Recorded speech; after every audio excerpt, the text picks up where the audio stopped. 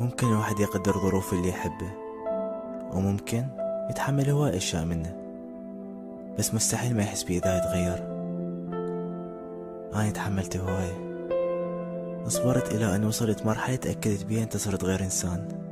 وجاي ببالي سؤال: منو أنت؟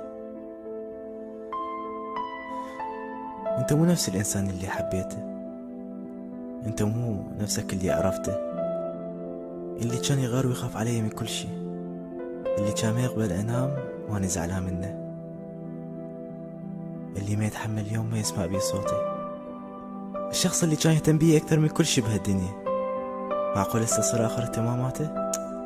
احنا وايد مرينا بظروف وشغلات أذتنا وكفت ضدنا، قدرنا نتخطاها سوي ورجعنا أحسن من قبل. زين شنو يتغير هسه؟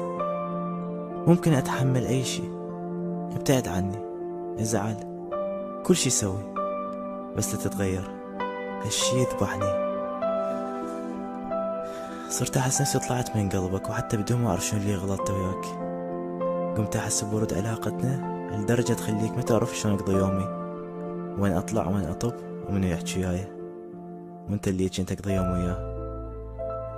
وأكثر شي يقهر، قمت ما أقدر أعاتبك وأسألك ليش متغير، لأن صرت أحس كلامي ضوجك. وين اللي كنت أحبه؟ وين اللي كان يقولي أنت أحلى شي بحياتي؟ تقدر ترجع لي؟ أنا ميت بدونه، هواي محتاج يرجع لي، حتى لو ساعة، ساعة واحدة أريد أشكيلها منك بيها وأقول ليش سويت بيها.